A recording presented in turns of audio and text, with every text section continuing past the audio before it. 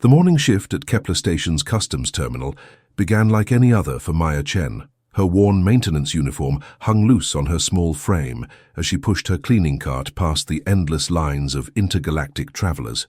The massive holographic displays above flickered with departure times in dozens of alien languages, casting an ethereal blue glow across the polished obsidian floors. Maya had worked these corridors for 3 years, ever since the refugee resettlement program had placed her here after Earth's economic collapse. Most days, she was invisible to the countless beings who passed through, just another human doing menial labor in a galaxy that barely acknowledged their existence. But today was different because of Koda. The young dragon padded silently beside her cart, his midnight black scales shimmering with an inner fire that most aliens mistook for simple bioluminescence. To them, he was just a service animal, a quaint human custom they tolerated with barely concealed amusement. They didn't understand that Koda was far more than that. He was Maya's family, her protector, and the only reminder she had of the mountain village where she'd been born. "Stay close, boy," Maya whispered in Mandarin, the only language that felt truly hers in this sterile alien world. Koda's golden eyes met hers with an intelligence that would have shocked the Zephyrian officials if they'd bothered to look. The customs area buzzed with its usual chaos. Tentacled Vortarian merchants argued over import taxes, while crystalline silicate beings chimed their way through security scanners. The Zephyrian customs officers, tall, blue-skinned humanoids with elongated skulls, moved between the stations with practiced efficiency, their silver uniforms gleaming under the artificial suns that lit the terminal.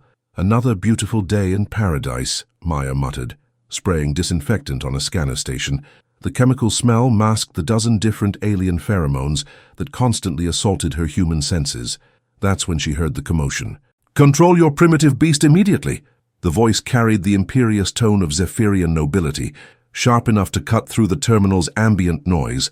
Maya looked up to see a crowd gathering around Customs Station 7. At the center stood Lord Vextar, one of the most powerful nobles in the Zephyrian High Council.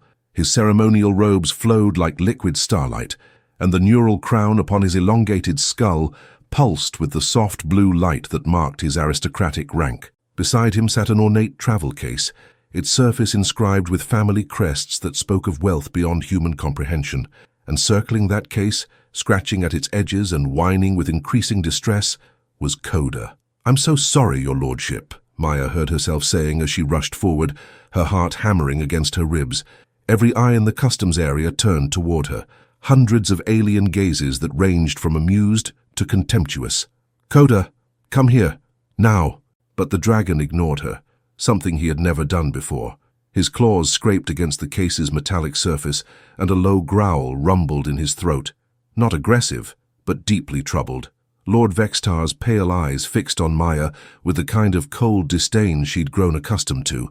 "Remove this creature at once, or I shall have it destroyed for interfering with diplomatic property."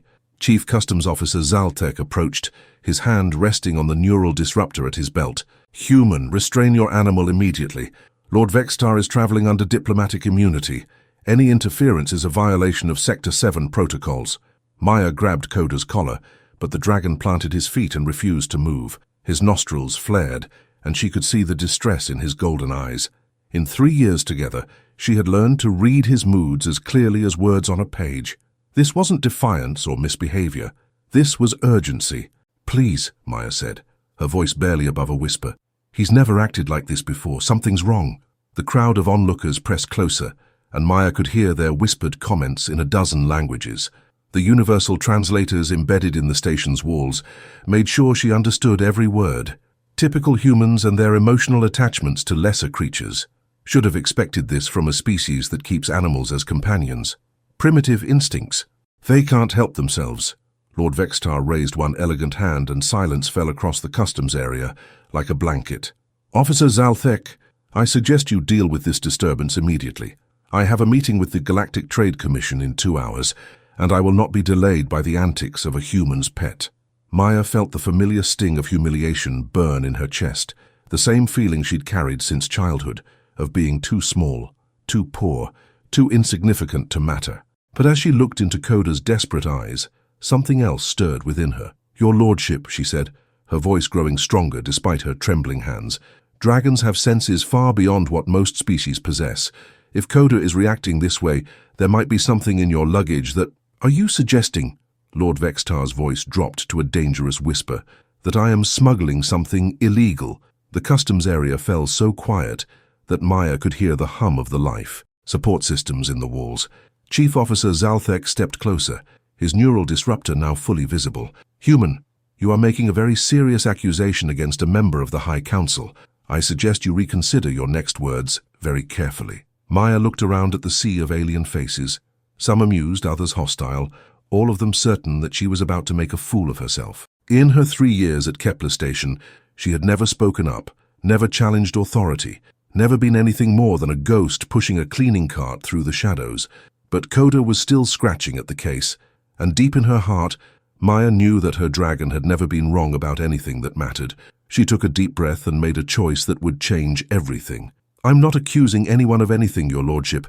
I'm simply asking that the case be scanned. If there's nothing wrong, then Koda will calm down, and we can all go about our business. Lord Vextar's pale skin darkened with anger. The audacity! But Chief Officer Zalthek held up a hand. In his years of customs work, he had learned that sometimes the most unlikely sources provided the most valuable intelligence, and diplomatic immunity, while powerful, was not absolute when it came to security concerns. Very well, he said, pulling out his scanning device. We'll put this matter to rest once and for all. As the scanner's blue beam swept across the case, Maya held her breath and prayed to whatever gods might be listening that she hadn't just signed her own death warrant. The scanning device hummed as its blue energy beam swept across Lord Vextar's ornate travel case. Maya watched the readout display, her heart pounding so hard she was certain everyone in the customs area could hear it. Koda had stopped scratching but remained tense, his golden eyes fixed on the case with unwavering intensity.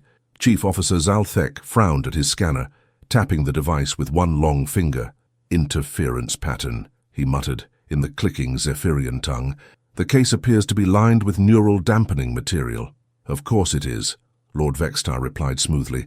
I carry sensitive diplomatic documents, standard security protocol for High Council members.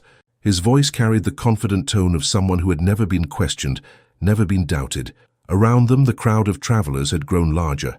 Word of the confrontation had spread through the terminal's communication networks, and beings from dozens of species had gathered to witness what they assumed would be a human's public humiliation.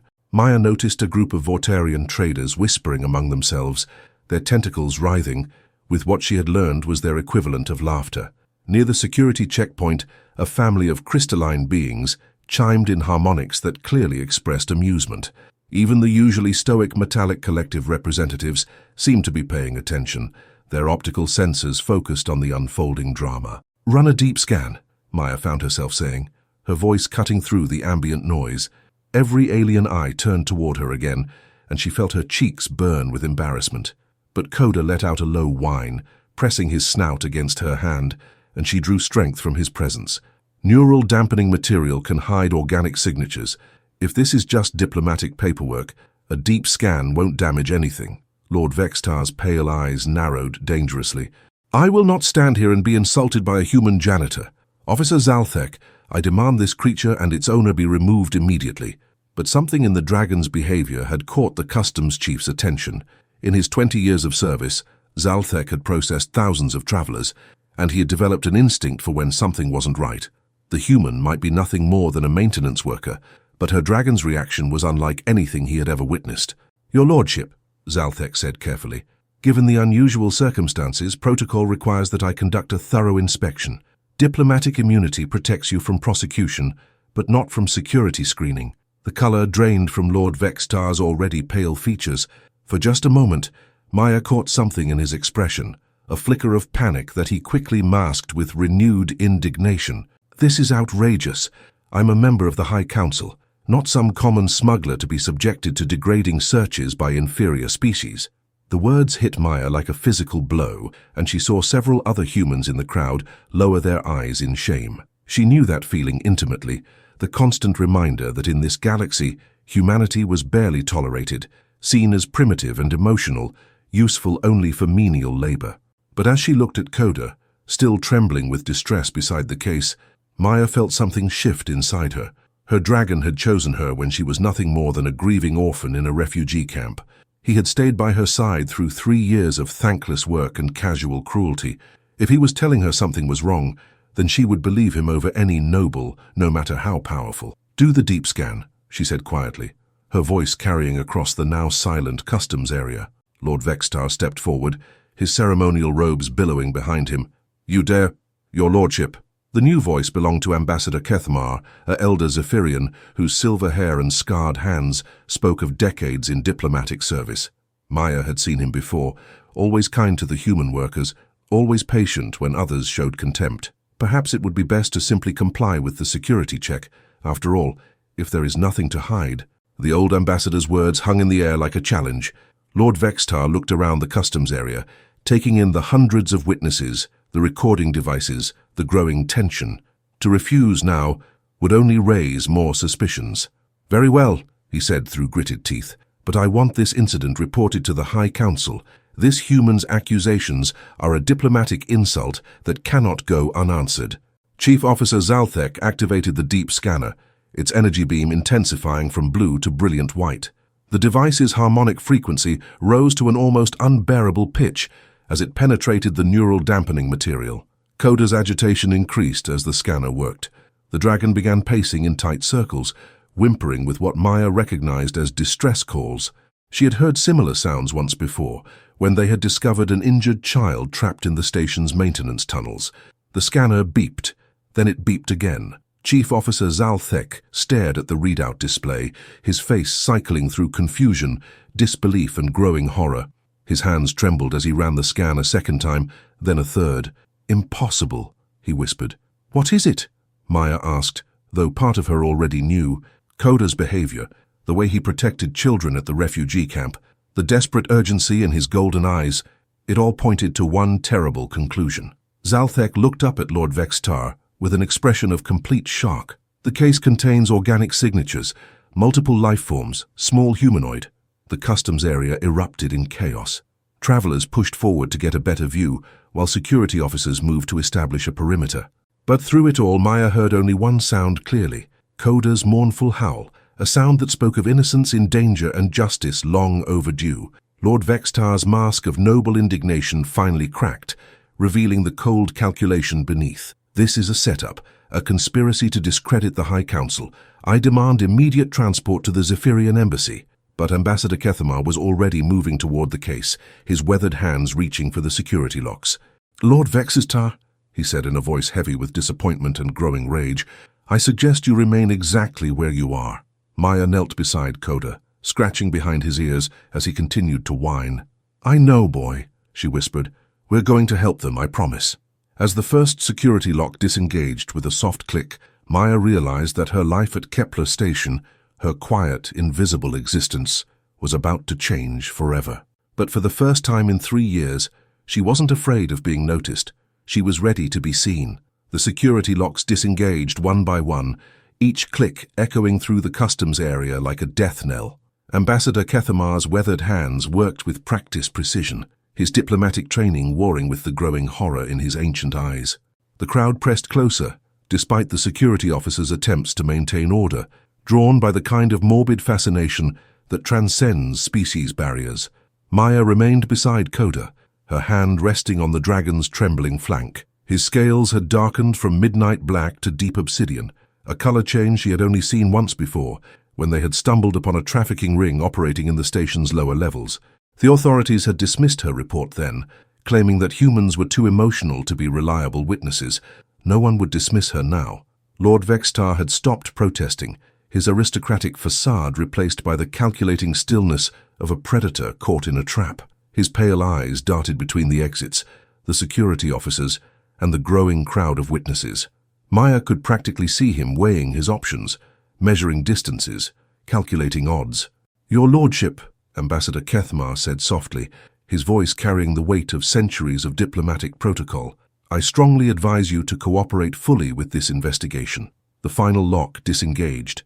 The case opened with a soft hiss of escaping air, and the customs area fell silent, except for the hum of life support systems and the barely audible whisper of recycled atmosphere. Ambassador Kethmar lifted the ornate lid, and Maya heard his sharp intake of breath, a sound that spoke of horrors beyond imagination. Inside the case, nestled in what appeared to be some kind of stasis field, were 3 human children. They couldn't have been more than 8 or 9 years old. Their small bodies curled together for warmth that would never come. Their clothes were simple, rough-spun garments that spoke of poverty and desperation. Their faces, peaceful in artificial sleep, bore the hollow cheeks of chronic malnutrition. Maya felt her legs give way, and only Koda's solid presence kept her from collapsing entirely. Around them, the reaction was immediate and visceral. Several aliens in the crowd made sounds of distress in their native languages, while others backed away as if the sight itself was contagious. "By the ancient stars," Ambassador Kethmar whispered, his voice breaking with emotion. "They're alive." Barely but alive. Chief Officer Zalthek was already activating his emergency communicator, calling for medical teams and backup security. His face had gone ashen, and Maya realized that even in his 20 years of customs work, he had never encountered anything like this. Lord Vextar finally found his voice. "This is a setup. Someone has tampered with my luggage. I have never seen these children before in my life." But his words rang hollow in the face of the evidence. Maya forced herself to look at the children again, memorizing their faces, burning their suffering into her memory. One was a girl with tangled blonde hair and freckles across her nose. The other 2 were boys, brothers perhaps, with the same dark hair and olive skin that reminded Maya painfully of her own childhood. "Trafficking," Ambassador Kethmar said, the word falling like a stone into still water. "Human trafficking through diplomatic channels." The crowd erupted in angry voices. Maya heard curses in a dozen languages, demands for justice, expressions of outrage that transcended species boundaries. Even aliens who routinely dismissed humans as inferior seemed genuinely horrified by what they were witnessing. But through the chaos, Maya heard something else. A voice from the crowd, speaking in accented standard. "I know that girl." A human man pushed forward, his maintenance uniform marking him as another invisible worker in the station's vast bureaucracy. His name tag read Marcus Chen, and Maya realized with a start that they shared a surname, a common enough occurrence among the refugees who had been assigned new identities. "That's Emma Hartwell," Marcus said, pointing at the blonde girl with trembling fingers. "She disappeared from the refugee camp 6 months ago. Her parents have been searching everywhere." The revelation hit like a physical blow. These weren't random children snatched from unknown worlds. They were refugees, people who had already lost everything, now victimized again by those who should have protected them. Lord Vextar stepped backward, but found his path blocked by security officers. "I demand diplomatic transport to the Zephyrian embassy immediately. This is clearly a case of mistaken identity." "The only mistake," Ambassador Kethmar said with quiet fury, "was trusting someone of your supposed breeding with the sacred duties of public service." Medical teams arrived in a rush of urgency, their hover stretchers and portable life support systems filling the customs area with purposeful activity. Maya watched as gentle hands lifted the children from their prison, checking vital signs, administering emergency care with the kind of professional compassion that gave her hope for the galaxy's future. Dr. Elena Vasquez, the station's chief medical officer and one of the few humans in a position of authority, knelt beside the stretchers as her team worked. Severe malnutrition, dehydration, and traces of neural suppressants in their systems, she reported grimly. They've been kept in artificial stasis for weeks, maybe months. Maya felt tears burning her eyes, not just for the children, but for every human who had been dismissed, ignored, or treated as less than worthy of basic dignity. How many times had their reports been disregarded? How many crimes had gone uninvestigated because the witnesses were just humans? Koda pressed against her side, offering silent comfort. His golden eyes met hers, and she saw reflected there the same determination that was building in her own heart. They had started something here, something that couldn't be stopped or covered up. Chief Officer Zalthek approached Lord Vexetar with neural restraints, his duty warring with his disbelief that someone of such high station could commit such crimes. "Lord Vexetar, you are under arrest for trafficking in sentient beings, violation of galactic protection accords, and abuse of diplomatic privilege." "You cannot arrest me," Vexetar snarled, his composure finally cracking completely. "I have immunity. I have protection. You have no idea who you're dealing with." But Ambassador Kethmar stepped forward, his aged face hard as stone. "Diplomatic immunity does not extend to crimes against children, Vexetar. And as of this moment, I am suspending your diplomatic status pending a full investigation by the High Council. As the restraints clicked into place around Vextar's wrists, Maya heard him hiss something under his breath in ancient Zephyrian. She didn't need a translator to understand the hatred in his voice, the promise of revenge against those who had dared to challenge him. But she also heard something else, whispers from the crowd, voices speaking her name, recognition of the courage it had taken to stand up to power when everyone expected her to bow down. For the first time in her life, Maya Chen was no longer invisible, and that, she realized, was probably the most dangerous thing of all. The medical bay's sterile white walls seemed to pulse with the rhythm of life support machines as Maya sat beside Emma Hartwell's recovery bed. The young girl had awakened an hour ago, her eyes wide with terror, until Maya began speaking softly in English, using the gentle tones her own mother had once used to chase away nightmares. Koda lay curled at the foot of the bed, his presence somehow reassuring to the traumatized child. Dragons, Maya had learned over the years, possessed an almost supernatural ability to sense emotional pain and offer comfort without words. "The scary man said we were going to a nice place," Emma whispered, her small hand clutching Maya's with desperate strength. "He said there were families waiting for us, people who would take care of us." Maya felt her heart break a little more with each word. "You're safe now, Emma. The scary man can't hurt you anymore." Dr. Vasquez approached with a tablet full of medical readings, her expression grim but hopeful. "She'll recover physically, but the psychological trauma," she shook her head. "These children were told they were being relocated to loving families on prosperous worlds. Instead, they were being transported to private collectors who treat sentient beings like exotic pets." The words hit Maya like physical blows. She had grown up in poverty, had known hunger and cold and the constant fear of not having enough, but she had never experienced the kind of betrayal these children had endured. Trust weaponized against innocence. Through the medical bay's transparent walls, Maya could see the investigation unfolding in the customs area. Chief Officer Zaltek had called in specialists from Galactic Security, and the terminal buzzed with the controlled chaos of a major criminal investigation. Ambassador Kethmar entered the medical bay, his ceremonial robes replaced by simple diplomatic attire that somehow made him seem more approachable. His ancient eyes were red-rimmed with exhaustion, but his voice remained steady. "Miss Chen, I need to ask you some questions about your dragon's behavior. The investigators believe this may not be an isolated incident." Maya looked down at Koda, who lifted his head at the mention of his name. "He's always been sensitive to children in distress. At the refugee camps, he would lead me to kids who were lost or hurt, even when they were hiding. Has he ever reacted this way to other travelers' luggage?" The question made Maya think back over the past 3 years, sorting through memories of countless cleaning shifts and routine encounters. There was one time, about 8 months ago, a Vortarian merchant's cargo container. Koda wouldn't stop scratching at it, but security said it was just spice shipments and told me to control my animal. Ambassador Kethmar exchanged glances with Dr. Vasquez. "Do you remember the merchant's name? The destination?" "Malik Thexvar. He was shipping to the Andorian pleasure districts." Maya felt a chill run down her spine as she spoke the words. Oh gods, there were children in that container too, weren't there? The ambassador's silence was answer enough. Dr. Vasquez pulled up shipping records on her tablet, her fingers flying across the holographic interface. "Malik Thexvar has made 17 trips through this station in the past year, always carrying rare spices to luxury destinations, and according to these manifests, Lord Vextar has diplomatic pouches on the same transport schedule." Maya felt sick as the implications became clear. "How many children? How many times did I walk past them and do nothing?" "You couldn't have known," Ambassador Kethmar said gently. "The diplomatic protection protocols make it nearly impossible to investigate without probable cause. Your courage today may have saved dozens of lives."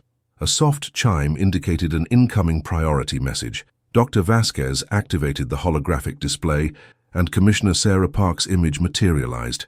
The highest-ranking human in galactic security, her silver hair and steel-gray eyes, speaking of decades spent fighting for justice in an indifferent universe.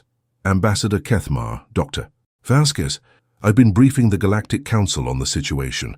They've authorized a full investigation into the diplomatic transportation network." Her eyes found Maya through the projection.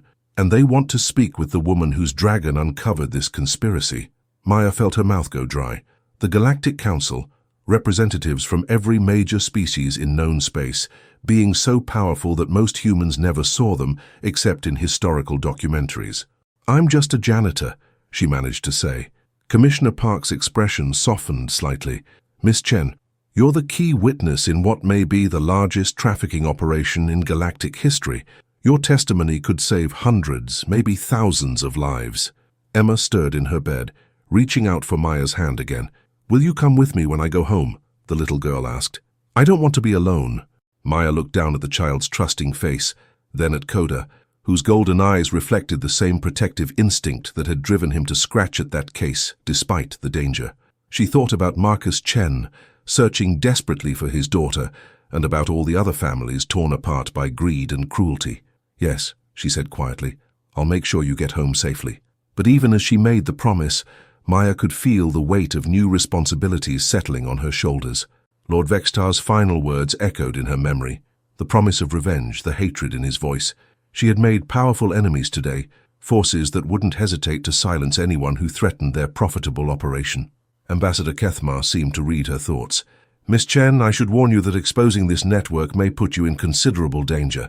There are protocols in place to protect witnesses, but—" "I don't care about the danger," Maya interrupted, surprised by the strength in her own voice.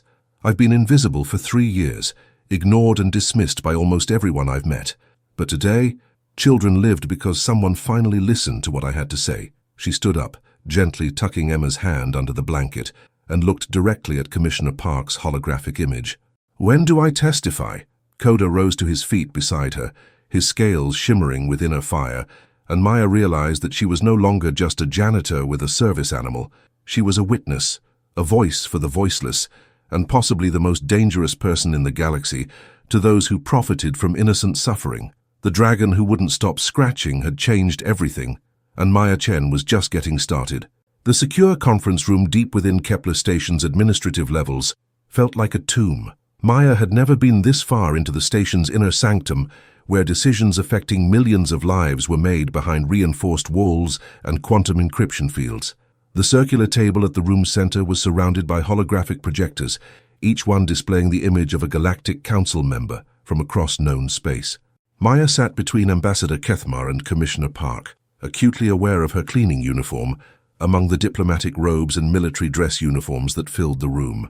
Koda lay at her feet, his presence the only thing keeping her grounded, as alien voices spoke in languages that her translator struggled to parse. "The evidence is conclusive," Commissioner Park was saying, her voice carrying across the subspace channels that connected them to the galactic capital. 17 separate trafficking operations, all using diplomatic immunity as cover. Conservative estimates suggest over 200 children have been moved through this network in the past 3 years. Councillor Threndar of the Vortarian Trade Federation leaned forward, his tentacles writhing with what Maya had learned was their expression of deep concern.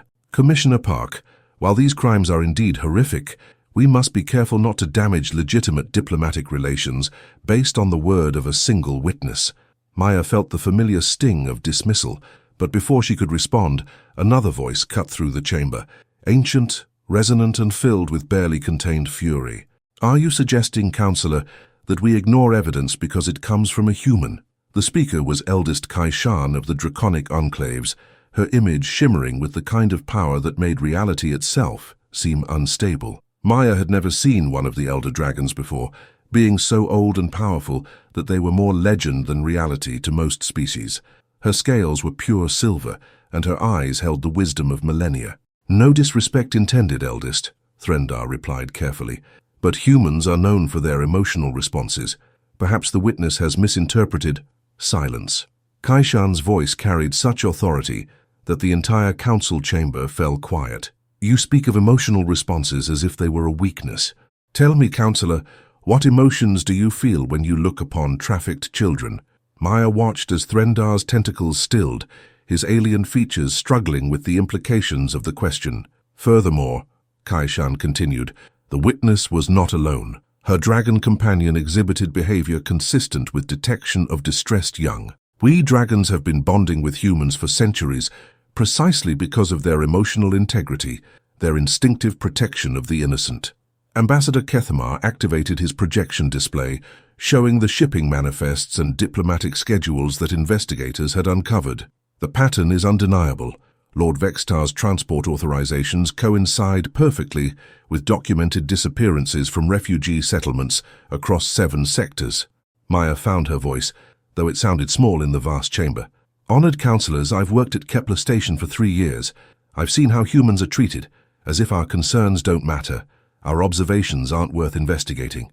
How many other children could have been saved if someone had listened to us sooner? The question hung in the air like an accusation. Maya could see several counselors shifting uncomfortably in their seats, recognizing the uncomfortable truth in her words. Counselor Zephyra of the Crystal Collective chimed in harmonics that conveyed deep sadness. The witness raises a valid concern. Our species' tendency to dismiss human input may have inadvertently enabled these crimes. Which brings us to the larger question, Commissioner Park interjected. This network required extensive coordination, resources and protection at the highest levels. Lord Vexitar could not have operated alone. The implications sent ripples of unease through the council chamber. If high-ranking diplomats were involved in trafficking, it called into question the integrity of the entire galactic government. Eldest Kaishan's silver eyes fixed on Maya through the holographic projection. Young witness, your courage has exposed a darkness that threatens the foundation of civilized society. But I fear your trials are far from over. Those who profit from such evil will not surrender their enterprises without a fight. Maya felt a chill run down her spine. What do you mean, eldest? Lord Vextar has connections throughout the diplomatic corps, financial backing from criminal syndicates, and the protection of those who share in his profits. Even now they are likely planning to discredit your testimony, eliminate evidence and silence those who would speak against them. Commissioner Park's expression hardened. The Galactic Security Force will provide full protection for Miss Chen and all witnesses. We have safe houses, identity protection protocols. And how many of those protocols, Kaishan interrupted gently, were designed by the same system that allowed this trafficking network to operate for 3 years? The question struck at the heart of Maya's fears. If the corruption reached into the highest levels of government, then nowhere was truly safe. But as she looked around the council chamber, Maya saw something that gave her hope. Not all the faces showed indifference or calculation. Councillor Zephyra's crystalline features radiated genuine compassion. Ambassador Kethamar's weathered face reflected decades of honest service. Even some of the alien representatives she didn't recognize seemed moved by the evidence of innocent suffering. Eldest Kaishan, Maya said, her voice growing stronger, what do you suggest we do?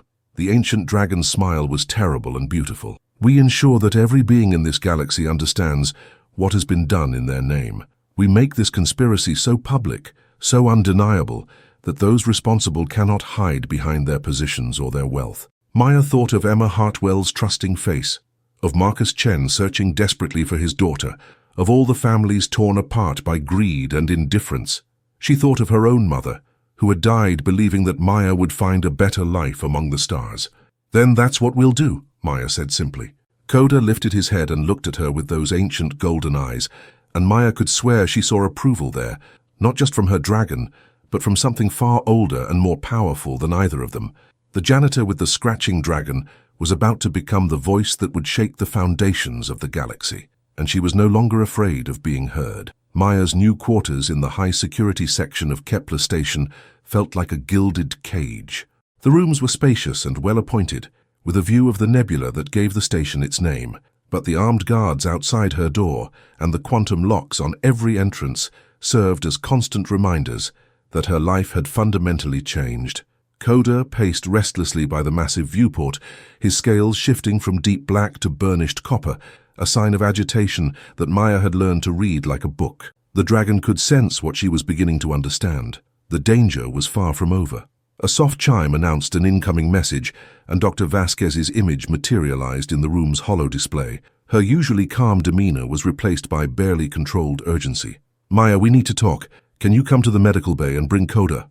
20 minutes later, Maya stood in the medical bay's private consultation room, watching as Dr. Vasquez sealed the chamber and activated privacy shields that would prevent any electronic surveillance. What's wrong? Maya asked, though the doctor's expression already told her the answer wouldn't be good. 2 hours ago, Marcus Chen was found dead in his quarters. Apparent suicide, according to the preliminary report. Maya felt the words hit her like a physical blow. Marcus, the man who had identified Emma Hartwell, who had been searching desperately for his own missing daughter. That's impossible. He was so hopeful when he heard about the arrests. I know, which is why I ran my own examination before the body was released to station security. Dr. Vasquez activated a holographic medical scanner, displaying Marcus's body in three-dimensional detail. Look at these injection marks on his neck. Neural suppressant toxin, administered with surgical precision. This wasn't suicide, Maya. This was execution. Koda let out a low growl, his golden eyes fixed on the holographic display, with the same intensity he had shown toward Lord Vextar's case. Maya knelt beside him, stroking his scales while her mind raced through the implications. They killed him because he could identify the children, because he was a witness. Which means you're next on their list, Dr. Vasquez said grimly. Whatever protection the Galactic Council has promised, it's not enough. These people have resources we can't even imagine. As if summoned by her words, Commissioner Park's image appeared in the room's communication system. Her face was haggard, and Maya could see the strain of the past few days etched in every line. Dr. Vasquez, Miss Chen, I have updates on the investigation, but I'm afraid none of them are good news. Maya felt her stomach drop. What's happened? Lord Vextar was found dead in his detention cell 3 hours ago. Neural hemorrhage, consistent with activated suicide implants that the wealthy sometimes have installed as insurance against capture. But that means our primary witness is dead, and with him died any chance of learning the full extent of the conspiracy. Commissioner Park's image flickered, as if the transmission was being interfered with. There's more. Shipping records are being systematically deleted from databases across 7 sectors. Financial accounts are being closed. Safe houses are being compromised. Dr. Vasquez stepped closer to the projector. Commissioner, what about the children? Are they safe? Emma and the boys are being held in maximum security medical facilities, but I've received reports of attempted infiltrations at 3 different locations. Someone is very determined to ensure these children never testify. Maya stood up, her hands clenched into fists. So we're just going to let them win? Let them cover up everything they've done? Not if I can help it, came a new voice from the chamber's entrance. Ambassador Kethmar stepped into the room, but he wasn't alone. Behind him walked a figure that made Maya's breath catch in her throat.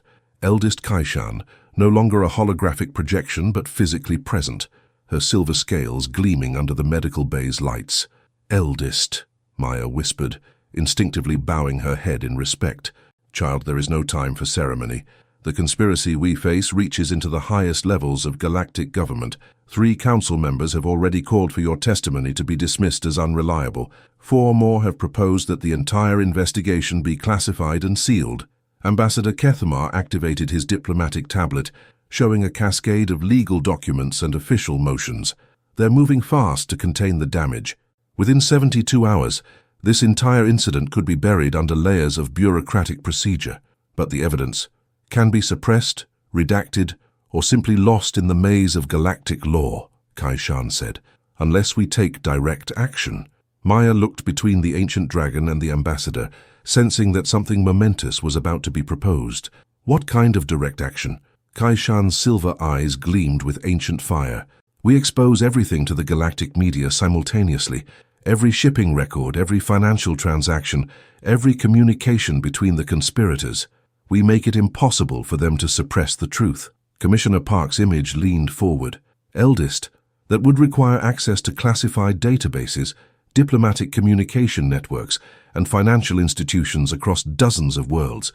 The legal ramifications alone would be irrelevant if successful, Kaishan finished. Sometimes, Commissioner, the law must be broken to serve justice. Maya felt Koda press against her side, offering silent support as she grappled with the magnitude of what was being suggested. They were talking about taking on the most powerful forces in the galaxy, exposing secrets that could topple governments and reshape the political landscape of known space. What would you need from me? She asked quietly.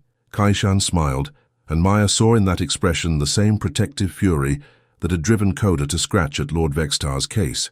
Your testimony, child, but not in some sterile council chamber where it can be dismissed and forgotten.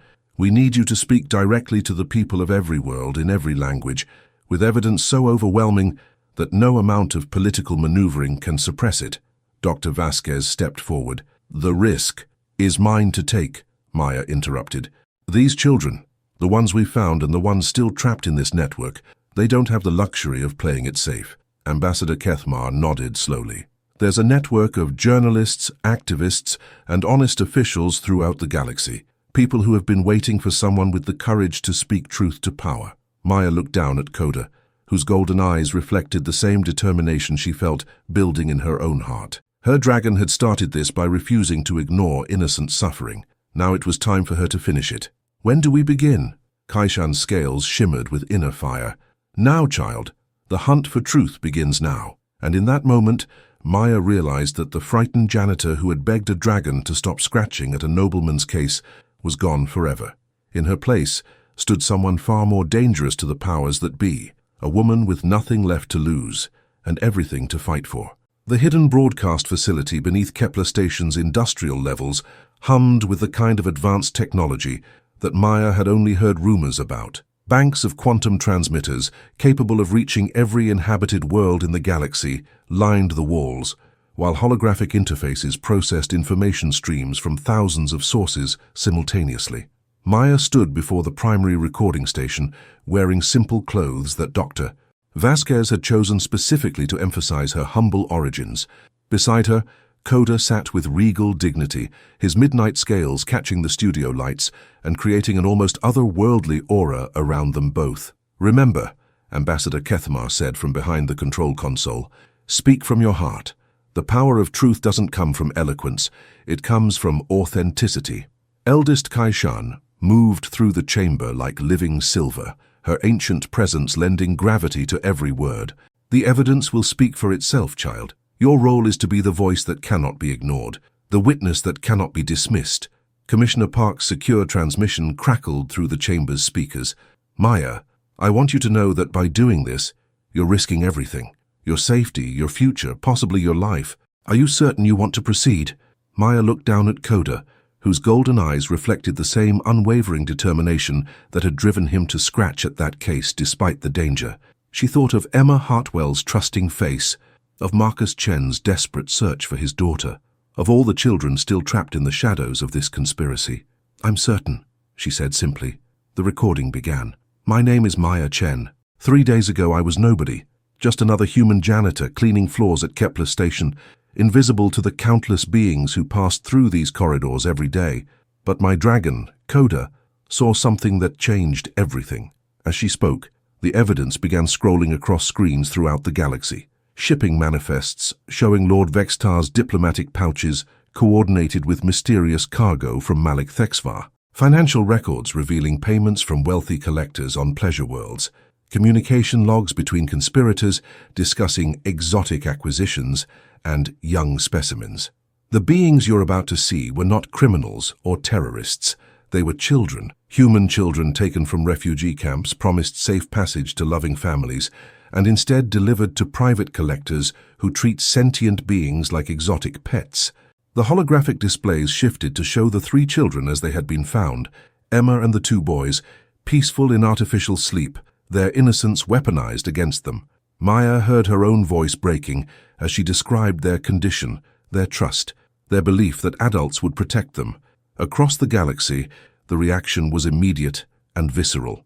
On Vortaria Prime, Councillor Threndar's own tentacles writhed in distress as he watched the evidence unfold. The trade routes he had dismissed as legitimate suddenly revealed their true horrific purpose. In the Crystal Collective's harmonic chambers, thousands of voices joined in a keening song of mourning for innocence lost and justice delayed. On the military worlds of the Terran Defense Coalition, human commanders who had spent decades being dismissed as too emotional for galactic leadership watched with growing fury as their species' children were revealed as commodities in an interstellar market. But it was on the homeworlds of the perpetrators that the real shockwaves hit. Lord Vextar of the Zephyrian High Council was not acting alone, Maya continued, her voice growing stronger as the evidence mounted. The shipping schedules show coordination across 7 sectors, financial backing from sources in 12 different species territories, and protection from officials at every level of galactic government. The holographic displays now showed the network in its full scope, a web of corruption that stretched across known space. touching the highest echelons of power in nearly every major civilization. On Zephyria itself, crowds began gathering in the capital's central plaza, their neural crowns pulsing with the blue light of collective outrage. The ancient noble houses that had ruled through centuries of diplomatic tradition found themselves faced with something they had never encountered, their own people demanding accountability. Eldest Kaishan stepped into the recording field, her silver presence lending ancient authority to Maya's words. For 3,000 years, the draconic enclaves have bonded with humans because we recognized in them something precious, the instinctive drive to protect the innocent, even at great personal cost. Today, that bond has exposed a darkness that threatens the foundation of civilized society. Maya felt the weight of the moment settling on her shoulders. Every word she spoke was being transmitted to billions of beings across hundreds of worlds. Some would dismiss her as they always had, just another emotional human making accusations beyond her station. But others, she hoped, would see what Koda had seen: innocence in need of protection. "I'm not asking you to trust me because I'm educated or wealthy or powerful," Maya said, looking directly into the recording apparatus. "I'm asking you to trust the evidence, to trust the voice of a dragon who wouldn't stop scratching at injustice, to trust your own instincts when you see children being traded like property." The transmission screens showed something unprecedented happening across the galaxy, spontaneous demonstrations erupting on dozens of worlds as beings of every species demanded answers from their governments. The carefully controlled narrative that had protected the trafficking network for years was crumbling in real time. But Maya also saw the counter-reaction beginning. News networks controlled by the conspirators were already broadcasting claims that the evidence was fabricated, that the testimony was unreliable, that this was all part of some elaborate political conspiracy against established order. "They'll try to discredit everything we've shown you today," Maya said, anticipating their response. "They'll say the evidence is fake, that I'm just an emotional human who can't be trusted, that my dragon is just an animal reacting to unfamiliar scents." She paused, looking directly into the camera with the same determination that had driven her to challenge Lord Vextar in the first place. "But the children are real. Emma Hartwell is real. The 2 boys we found are real. Marcus Chen, who died trying to find his daughter, was real. And somewhere in this galaxy there are hundreds more children waiting for someone to scratch at the cases that hold them, waiting for someone to refuse to be silent in the face of their suffering." Koda rose to his feet beside her, his scales shifting to brilliant gold as he looked directly into the recording apparatus. For a moment, Maya could swear she saw ancient wisdom in those eyes, not just her dragon's intelligence, but something far older and more profound. "This is Maya Chen signing off from Kepler Station. The truth is now in your hands." The recording ended, but Maya knew that across the galaxy, the real work was just beginning. The voice that had started as a whisper in a customs terminal was now a roar that would shake the foundations of power itself. And in the silence that followed, she could almost hear the sound of other voices joining hers, beings of every species who had decided that innocence was worth protecting, no matter the cost. The reaction was unlike anything in galactic history. Within 6 hours of Maya's broadcast, 17 governments had fallen, not through violence or war, but through the simple power of their own citizens demanding answers that their leaders couldn't provide. The carefully constructed lies that had protected the trafficking network dissolved under the weight of undeniable evidence broadcast simultaneously across every major communication network in known space. Maya watched the cascade of responses from the secure command center that Ambassador Kethmar had established in Kepler Station's deepest levels. Holographic displays showed demonstrations on hundreds of worlds, emergency sessions of planetary councils, and the systematic collapse of the very diplomatic structures that had enabled the conspiracy. "Zephyria Prime has declared a state of emergency," Commissioner Park reported through secure channels. "The High Council has dissolved itself pending a complete investigation. 3 noble houses have been stripped of their titles, and arrest warrants have been issued for 47 high-ranking officials. But it wasn't just the Zephyrians. The Vortarian Trade Federation had suspended all diplomatic privileges pending review. The Crystal Collective had begun a harmonic purge of corrupted officials that resonated through their entire governmental structure. Even the traditionally secretive Metallic Collective had opened their financial records for public inspection. Koda lay at Maya's feet, his scales still shimmering with the golden light that had appeared during the broadcast. Dr. Vasquez had been monitoring him constantly, fascinated by the biological changes that seemed to be occurring in real time. "His neural activity is off the charts," she reported, studying her medical scanners. "It's as if the broadcast somehow activated dormant pathways in his brain. Dragons, it seems, are far more complex than we've ever understood." Eldest Kaishan moved through the chamber with fluid grace, her ancient eyes taking in every detail of the unfolding crisis. "The young ones are awakening," she said cryptically. "For too long, dragons have been seen as mere companions to humans, but we are partners in something far more significant. Guardians of innocence, protectors of those who cannot protect themselves." Maya felt a chill of premonition. "What do you mean?" "Awakening." Before Kaishan could answer, alarms began blaring throughout the station. Emergency broadcasts crackled through the communication systems in a dozen languages, all carrying the same urgent message. "Attention, all beings on Kepler Station. Multiple ships are approaching on attack vectors. Repeat, the station is under attack." Ambassador Kethamar's diplomatic training kicked in immediately. The remaining conspirators, they're making a last desperate attempt to silence the witnesses.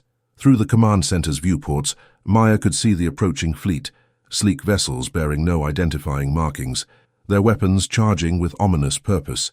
But these weren't military ships. They were the private security forces of the wealthy collectors and corrupt officials whose empire was crumbling around them. "Estimated time to weapons range, 12 minutes, came the station commander's voice. "All civilian vessels are advised to evacuate immediately." Maya looked around the command center at the faces of those who had risked everything to expose the truth. Ambassador Kethamar, with his weathered dignity, Dr. Vasquez with her quiet courage, Commissioner Park's image flickering with determination despite the distance, and eldest Kaishan, ancient and powerful, watching the approaching ships with eyes that had seen the rise and fall of civilizations. "We can't run," Maya said quietly. "If we evacuate now, they'll destroy all the evidence, claim it was all fabricated. The children will disappear again, and this will all have been for nothing." "Maya, Doctor," Vasquez said urgently, "those ships have enough firepower to level this entire section of the station. You can't fight them with noble intentions." But Koda rose to his feet, his golden scales now pulsing with rhythmic light. Through the viewports, Maya could see something impossible happening, other lights beginning to shine in the darkness around Kepler Station, distant points of brilliance that grew larger and brighter as they approached. "Dragons," Kaishan said simply. "They're coming." Maya pressed her face to the viewport and watched in awe as the first of them became visible. Massive beings that made Koda look like a hatchling, their scales gleaming with every color imaginable. Some rode the solar winds on wings that spanned kilometers, while others moved through space itself as if it were their natural element. "How many?" Ambassador Kethamar asked, his voice filled with wonder. "All of them," Kaishan replied. "Every dragon in this sector, and more arriving through dimensional gates from realms beyond your understanding. The bond between human and dragon is not merely companionship, it is a sacred covenant. And when that bond is threatened, we respond." The attacking fleet had slowed, their commanders clearly struggling to understand what they were facing. Maya could only imagine their confusion as sensors that had expected to find a defenseless space station instead detected energy signatures unlike anything in their databases. "Station Commander," came a transmission from the lead attack vessel. "You will surrender all personnel involved in the recent terrorist broadcast and submit to lawful detention. Failure to comply will result in the destruction of your facility." Maya stepped toward the communication console, but eldest Kaishan moved to intercept her. "No, child. You have done your part. Now let us do ours." The ancient dragon's voice carried across all frequencies as she responded to the attack fleet. "You address eldest Kaishan of the Draconic Enclaves. The beings you seek are under our protection, as are all who stand against the trafficking of innocence. Withdraw immediately or face the consequences of breaking sacred law." The response came swiftly and predictably. "We do not recognize draconic authority in this matter. Prepare to be boarded." Kaishan's laughter was like silver bells mixed with distant thunder. "So be it." The space around Kepler Station erupted into brilliance as dozens of dragons revealed their true nature. No longer merely companions to humans or exotic creatures of legend, they showed themselves as beings of immense power, capable of manipulating energy and matter on a scale that defied conventional understanding. The attack fleet's weapons fired, but their energy beams simply dispersed against barriers of crystallized time and folded space. Return fire came not as directed energy, but as focused intention, dragon will made manifest, turning the attackers' own weapons against their ships. Maya watched in stunned silence as vessels that had seemed unstoppable moments before found themselves helpless, their systems failing, their crews faced with a choice between surrender and destruction. "This is impossible," Commissioner Park's voice crackled through the static. "The energy readings. It's like they're rewriting the laws of physics." Kai-Shan turned to Maya with an expression of infinite patience. "Child, you wondered why your dragon was so determined to protect those children, why he could sense their distress when sophisticated scanners could not. Dragons are not merely intelligent animals. We are guardians of the innocent, protectors of the sacred bond between those who care and those who need care." Koda moved to Maya's side, his scales now blazing with the same brilliance as his ancient kin. When he looked at her, Maya saw not just the companion who had shared her humble life, but a being of profound purpose and power who had chosen to walk beside her. "The trafficking network is broken," Kai-Shan continued, as the last of the attack ships surrendered or fled. "But this is only the beginning. The galaxy has seen what happens when dragons and humans stand together against injustice. That alliance will reshape everything." Maya reached out to stroke Koda's scales, feeling the warmth of power that had always been there, waiting for the moment when it would be needed most. The janitor and her dragon had started something that would echo across the stars for generations to come. The reunion chamber in Kepler Station's medical bay had been transformed into something resembling a garden. Dr. Vasquez had insisted that the rescued children needed beauty and warmth to help heal the trauma they had endured. So flowering vines from a dozen worlds now covered the walls, filling the air with gentle fragrances that spoke of safety and home. Maya sat cross-legged on the soft grass that covered the floor, watching as Emma Hartwell played with a holographic butterfly that danced around her fingers. The little girl had regained much of her strength over the past week, but her eyes still held shadows that would take time to heal. "Miss Maya," Emma said softly, "Koda's scales are different now. They're so pretty." Maya smiled, looking at her dragon as he lay nearby. Koda's scales had indeed changed since the awakening during the battle. They now held depths of color that shifted like liquid starlight, and his eyes carried an ancient wisdom that sometimes took her breath away. "He's still the same Koda who protected you," Maya said gently. "He's just more himself now." The chamber's doors opened with a soft whisper, and Dr. Vasquez entered with a group of people whose faces were etched with hope and desperate longing. Maya recognized the look immediately. These were the families, the parents and guardians who had been searching for their missing children. A woman with graying hair and eyes red from crying stepped forward, her gaze fixed on Emma. "Baby! Emma, it's Mama!" Emma looked up from the holographic butterfly, her small face cycling through confusion, recognition, and overwhelming joy. "Mama! Mama, you found me!" The reunion was everything Maya had hoped for, and more. Mother and daughter fell into each other's arms, words of love and relief mixing with tears that spoke of healing finally beginning. Around them, similar scenes played out as the two boys were reunited with their uncle, who had traveled across 3 sectors searching for them. But Maya's attention was drawn to a figure standing apart from the others, a middle-aged human man whose face bore the hollow expression of someone who had lost everything. She recognized him from the refugee records, David Chen, Marcus's brother, whose daughter Sarah had been missing for over a year. Dr. Vasquez approached him gently. "Mr. Chen, I'm sorry.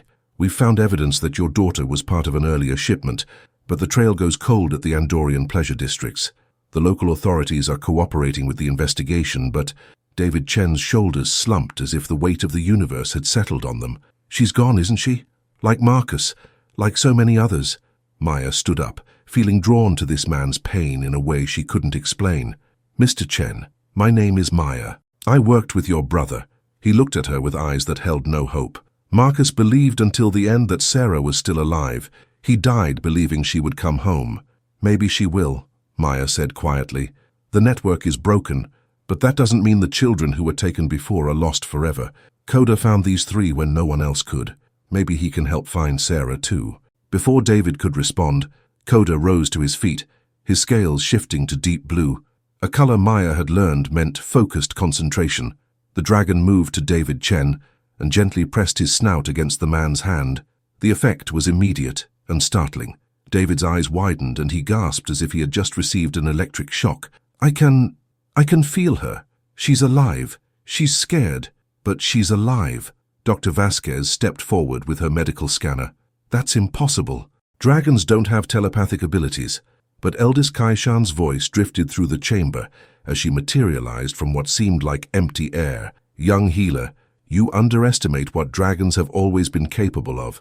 We simply chose not to reveal our full nature until it became necessary. Maya stared at the ancient dragon in wonder. You can find the missing children? All of them? Not just find them, Kaishan replied. We can sense the bonds that connect families, the love that transcends space and time. Every child taken from their loved ones creates a wound in the fabric of connection itself. Now that we are awakened, we can follow those wounds back to their source. Around the chamber, other dragons began appearing, some physically present, others manifesting as shimmering projections from distant worlds. Each one positioned themselves near families who had lost children, their presence somehow offering comfort and hope where none had existed before. Commissioner Park's image flickered into existence at the chamber's center. Maya, we're receiving reports from across the galaxy. Dragon-human pairs are appearing at sites we never even suspected. Private estates on pleasure worlds, hidden facilities in asteroid belts, underground markets on frontier colonies. The scale of the trafficking network was far larger than we imagined. Maya felt a mixture of triumph and horror. How many children? Conservative estimates suggest over 3,000, scattered across 47 star systems. But now, we have the ability to find them all. Emma looked up from her mother's arms, her young face serious with a wisdom beyond her years. Miss Maya, will you help find all the other children too? Maya knelt beside the little girl, seeing in her eyes the same determination that had driven Koda to scratch at Lord Vextar's case. Yes, Emma, we're going to find all of them. Ambassador Kethmar entered the chamber, his diplomatic robes replaced by practical traveling clothes. The Galactic Council has authorized the formation of a joint task force. Dragons, humans, and allied species working together to locate and rescue every trafficked child. They're calling it Operation Homecoming. Kaishan's scales shimmered with approval. And who will lead this operation? The ambassador smiled, looking directly at Maya. The woman whose courage started it all, if she's willing.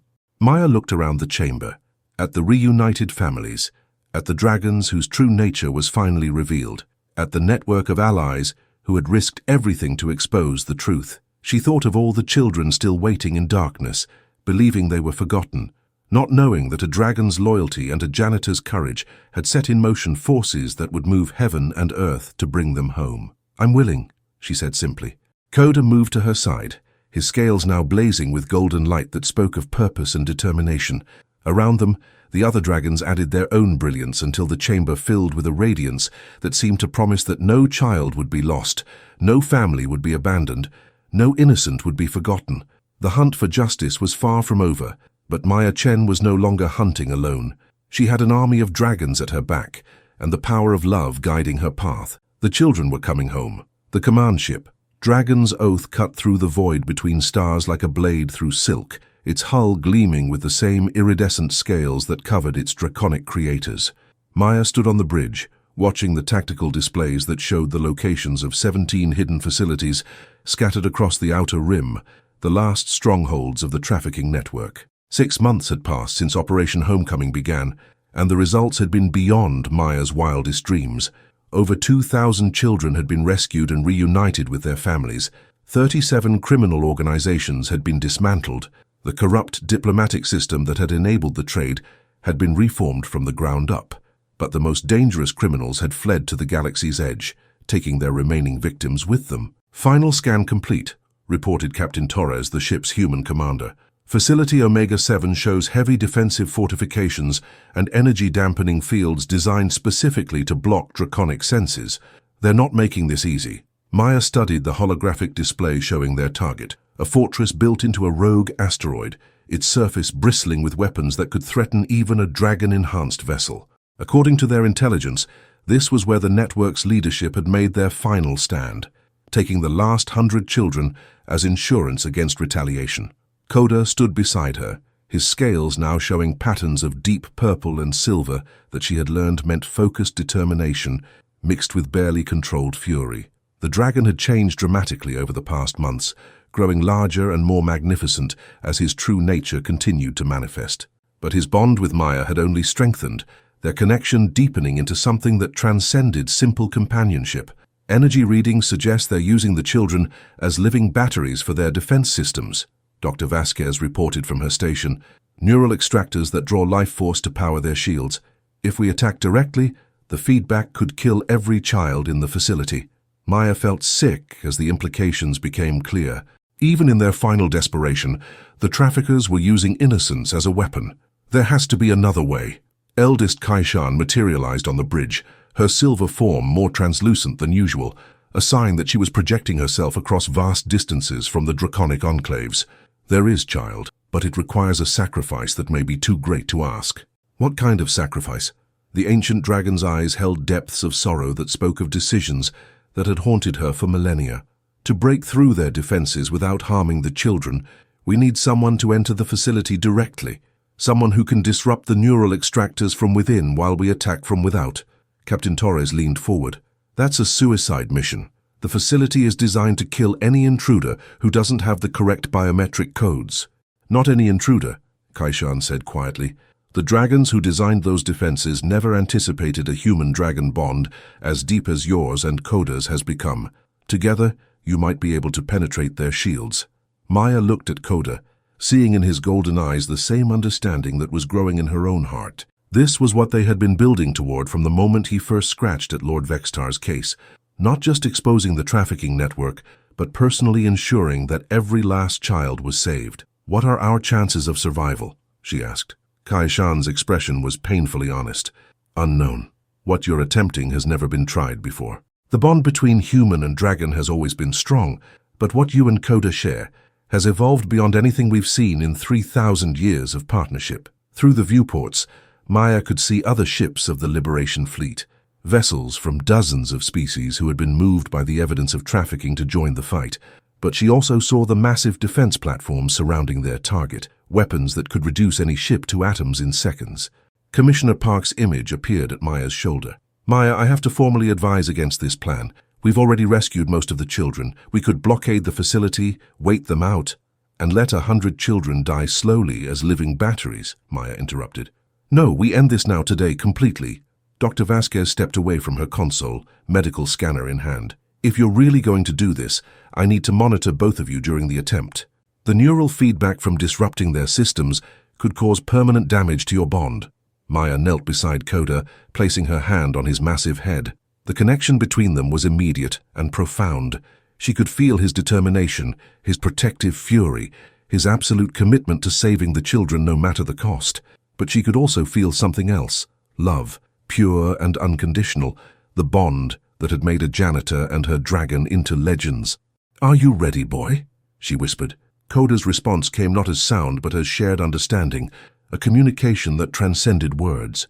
Together they would either save those children or die trying. There was no third option. Maya stood up, addressing the bridge crew with a voice that carried the authority she had never sought but somehow earned. Begin the approach. Target their primary weapons with everything we have, but don't fire until Koda and I are inside. Captain Torres saluted with the respect due to someone who had reshaped the galaxy through simple courage. Understood. Transport pods are ready for launch. But Kaishan shook her head. No transport pods, child. Trust in your bond. As Maya watched in amazement, Koda began to glow with inner fire, his scales shifting through every color of the spectrum before settling on brilliant white.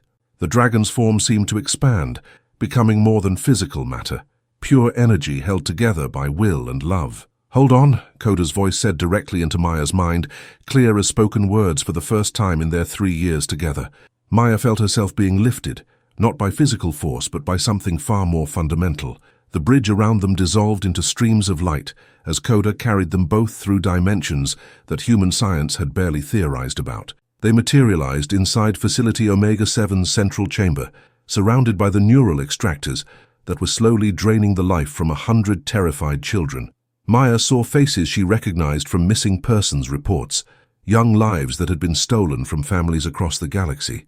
But she also saw the facility's defenders raising weapons, automated systems targeting them with lethal precision. Now comes the hard part, Maya whispered, as Koda's light blazed brighter and the final battle began. The chamber was a nightmare of twisted technology and human suffering. Neural extractors hummed with malevolent purpose as they drew life force from 100 children suspended in containment fields. The stolen energy powered defense systems that made the facility nearly impregnable, turning innocence itself into a weapon of protection for those who had betrayed every principle of civilized society. Maya materialized beside Koda in the center of the hellish scene, her human eyes struggling to process the scope of the horror while her dragon companion blazed with righteous fury. Around them, automated defense turrets swiveled toward their position, charging weapons that could reduce them to atoms in seconds. But Maya's attention was fixed on the children, some as young as 5, others barely into their teens, all bearing the hollow-eyed look of those who had been abandoned by hope. She recognized faces from the missing persons databases. Sarah Chen, whose Uncle David had never stopped believing she was alive. The Hartwell twins, Emma's older brothers who had been taken in an earlier raid. Dozens of others whose families had mourned them as dead. The neural dampeners are integrated into their life support systems. Koda's voice echoed in Maya's mind, their bond now strong enough for direct communication. If we destroy them too quickly, the feedback could kill them all. Maya nodded, understanding the terrible delicacy of their situation. Through the facility's viewports, she could see the Liberation Fleet beginning its assault, energy beams hammering against shields powered by the children's own life force. Every shot that hit those defenses was stealing minutes from young lives. "We have to be precise," she whispered, moving toward the central control console while Koda's protective aura deflected the incoming fire from automated turrets. The console was a masterwork of cruel engineering, displaying readouts that reduced human lives to mere numbers. Energy output, extraction efficiency, projected operational lifetime. Maya felt sick as she realized that some children had been in the system for over 2 years, their life force slowly drained to power the very weapons keeping them captive. "Warning, unauthorized access detected," came a cold, artificial voice, initiating terminal security protocol. The floor beneath Maya's feet began to glow with lethal energy, but Koda moved to shield her, his scales absorbing the discharge that should have killed them both. The dragon's light pulsed with strain, and Maya realized that even his enhanced abilities had limits. "I need more time to figure out the shutdown sequence," Maya said, her fingers flying over the alien control interfaces. "Time we don't have," Koda replied, his mental voice tight with pain as more defensive systems activated. That's when Maya heard it, a sound that cut through the mechanical hum of the extractors and the distant explosions of battle. Children's voices, weak but determined, calling out to her. "Lady with the dragon, help us. Please, we want to go home. Don't let them hurt the little ones." Maya looked up from the console to see dozens of young faces turned toward her, hope flickering in eyes that had been dark for too long. These children had endured horrors beyond imagination, but they were still fighting, still believing that rescue might come. "I hear you," Maya called out, her voice carrying across the chamber. "I'm going to get you all home, I promise." But the console's security systems were beyond her ability to hack quickly. The shutdown codes were encrypted with algorithms that would take hours to break, and the children didn't have hours. Some of the youngest were already showing signs of critical energy depletion. Koda turned to face her, his golden eyes holding an expression of infinite love and terrible resolve. "Maya, there's another way, but it requires everything I am." Through their bond, Maya felt what he was proposing, and her heart broke at the magnitude of his sacrifice. "No, there has to be another solution. The bond between us has grown beyond what any dragon and human have ever shared," Koda continued, his mental voice gentle but unwavering. "I can channel all of my essence through you, give you the power to override their systems directly. But once I do, you'll die," Maya finished, tears streaming down her face. "I'll become part of you forever, different than death, but..." Koda's massive head lowered until it rested against her chest. "The choice is yours, my dearest friend, but choose quickly." Around them, the children's voices grew weaker as the extractors drew more power to fuel the facility's defenses. The Liberation Fleet's attacks were intensifying, but the shields were holding. Without intervention, this would become a siege that the children would never survive. Maya looked at the faces of the young ones she had sworn to save, then at Koda, whose loyalty had never wavered from the moment he had scratched at Lord Vextar's case. She thought of Emma Hartwell asking if Koda would always protect children, of Marcus Chen dying to expose the truth, of David Chen believing against all odds that his daughter was still alive. "Do it," she whispered. Koda's response was immediate and overwhelming. Maya felt his essence flowing into her, not just his power but his memories, his love, his absolute commitment to protecting innocence. The dragon's physical form began to dissolve into pure light, but his presence grew stronger within her consciousness. Maya approached the central console again, but this time her hands moved with draconic knowledge, her human intuition guided by ancient wisdom. The security systems that had seemed impregnable moments before now yielded to her enhanced understanding. "Initiating emergency extraction protocol," she announced, her voice carrying harmonics that shouldn't have been possible for human vocal cords. One by one, the neural extractors shut down. The children began to wake from their artificial sleep, some crying, others calling out for their families. But they were alive and they were free. The facility's shields collapsed as their power source was cut off. Through the viewports, Maya could see Liberation Fleet ships moving into position around the asteroid, preparing to extract the rescued children.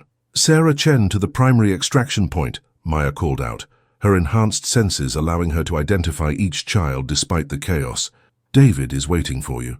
As she helped guide the children toward the rescue ships, Maya felt Koda's presence settle into a permanent place in her heart. He was gone, but he was also more present than ever, a constant reminder that love and sacrifice could overcome any evil. "Thank you, boy," she whispered, "for everything." And in the depths of her soul, she heard his response. Not words, but pure emotion that spoke of duty fulfilled, innocence protected, and a bond that would never truly be broken. The last of the trafficking network's strongholds had fallen. The children were going home. And Maya Chen, no longer just a janitor with a dragon, had become something new, a guardian whose power came not from technology or politics, but from the simple truth that some things are worth any sacrifice to protect. 1 year later, Maya stood in the memorial garden that had been built in the heart of Kepler Station, watching children from dozens of species play together in the carefully tended green spaces. The garden had been designed as a living tribute to those who had been lost to trafficking, but also as a celebration of those who had been saved. At the garden center stood a statue that still took Maya's breath away every time she saw it, a dragon and a human woman, captured in the moment when courage overcame fear and love conquered evil. The inscription at its base was simple: "To all who refuse to be silent in the face of suffering." The council meeting went well, Ambassador Kethmar said as he approached, his diplomatic robes rustling in the artificial breeze that carried the scent of flowers from 100 worlds. The Universal Protection Accords have been ratified by every major government. Diplomatic immunity can no longer be used to shield crimes against children. Maya nodded, but her attention was focused on a group of children near the statue's base. Sarah Chen was there, healthy and laughing as she played with Emma Hartwell and the other survivors. The physical scars had healed, but Maya knew that the emotional recovery would take much longer. Still, seeing them play like normal children filled her with a warmth that had nothing to do with the garden's artificial sun. "How many facilities have been found using the new protocols?" Maya asked. 17 more in the past month, Dr. Vasquez reported as she joined them, her medical scanner detecting the subtle energy fluctuations that had become Maya's permanent signature since bonding with Koda's essence. "The dragon-human detection teams you trained are more effective than our most advanced technology." Maya smiled sadly. In the year since Koda's sacrifice, she had worked to train other human-dragon pairs to recognize the signs of trafficking and hidden suffering. The bond she had shared with her companion had become a template for a new kind of partnership, one based on mutual respect, shared purpose, and the understanding that some evils could only be detected by those who cared enough to look beyond surface appearances. "Commissioner Park wanted me to remind you about the ceremony tomorrow," Ambassador Kethmar continued. "The Galactic Council is officially establishing the Chen Koda Institute for Child Protection. They're hoping you'll consider serving as its first director." Maya looked up at the statue, imagining she could see approval in the carved dragon's golden eyes. She had never wanted fame or recognition. She had simply wanted to do what was right. But if accepting these honors would help protect more children, then she would bear whatever burdens came with them. "Miss Maya," Emma Hartwell's voice carried across the garden as the little girl ran toward them, her face bright with excitement. "Miss Maya, look what Sarah taught me." Emma held out her hand to reveal a small crystalline flower that pulsed with inner light, a toy created by crystalline collective technology, but modified with human creativity to respond to emotional states. "When I think about being happy, it glows blue," Emma said proudly. "And when I think about being grateful, it turns gold like Koda's scales." Maya knelt down to Emma's level, accepting the flower with appropriate reverence. As she held it, the crystalline petals shifted through a spectrum of colors, blues and golds, but also deep purples that spoke of loss, and brilliant whites that conveyed hope. "It's beautiful, Emma, just like you. Sarah says that when we get older, we want to work with you to help find more lost children. Is that okay?" Maya felt her eyes fill with tears, not of sadness, but of pride in these remarkable young people who had survived horror and chosen to respond with compassion. "I think that would be wonderful." As Emma ran back to her friends, Maya became aware of a familiar presence at the edge of her consciousness. Not Koda himself, he was gone, but the echoes of his wisdom, his protective instincts, his unwavering belief that innocence was worth any sacrifice to preserve. "He would be proud," eldest Kaishan said, materializing beside the statue with the fluid grace that marked her kind.